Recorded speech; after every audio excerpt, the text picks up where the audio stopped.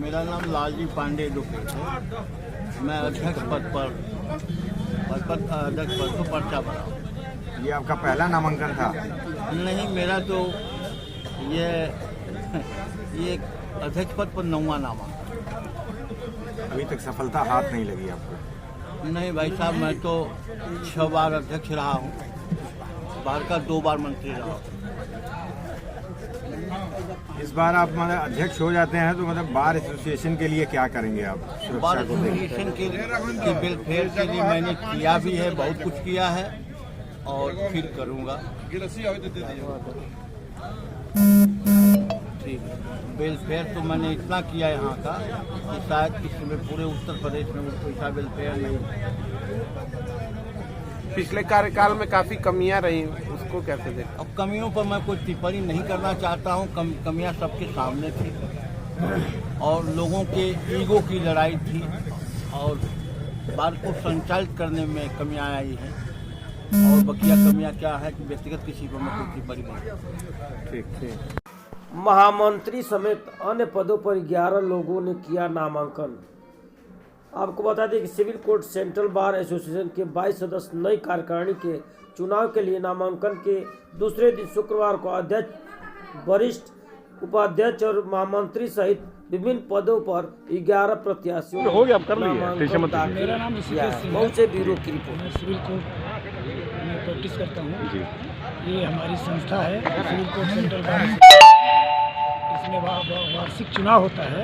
मैं महामंत्री पद के लिए पर्चा दाखिल किया हूँ। क्या मुद्दे रहेंगे?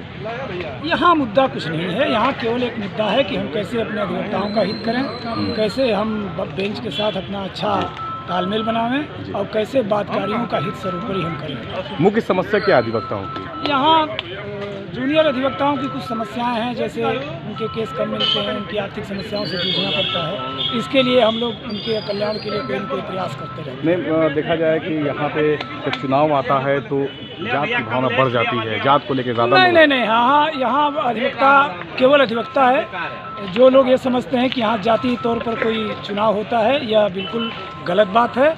अधिवक्ता के रूप में सारे अधिवक्ता हैं और वो एक अधिवक्ता का ही चुनाव करते हैं, किसी जात विशेष का चुनाव नहीं करते। मतलब हित में काम होगा अधिवक्ताओं के? निश्चित रूप से हम लोग हमेशा हित में काम करते आए हैं और आगे भी करते रहेंगे। Thank you. ये किए हैं महामंत्री पद के प्रत्याशी के रूप में मैंने पर्चा दाखिला किया है और मैं इस कुर्सी पर 4 बार रह चुका हूँ।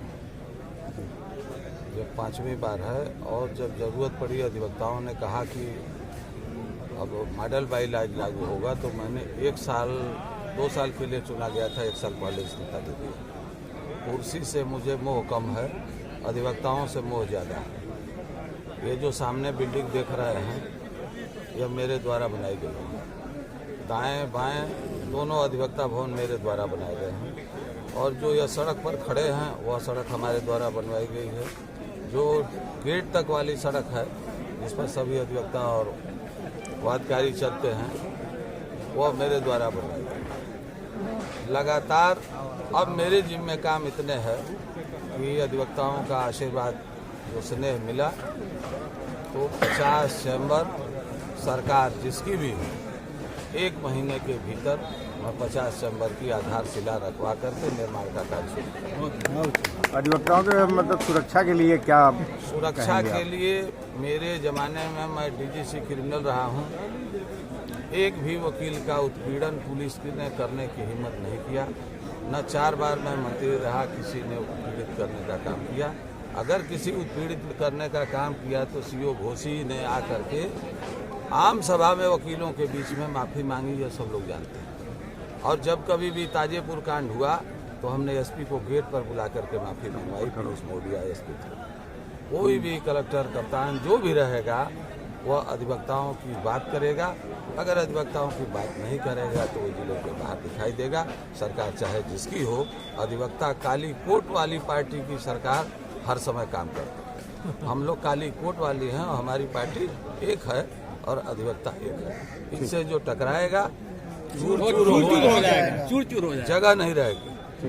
अधिवक्ताओं का दुर्घटना बीमा परिणाम की घोषणा के 15 दिन के भीतर सबका बीमा 1 लाख रुपए का तुरंत कर दिया। बिना देखे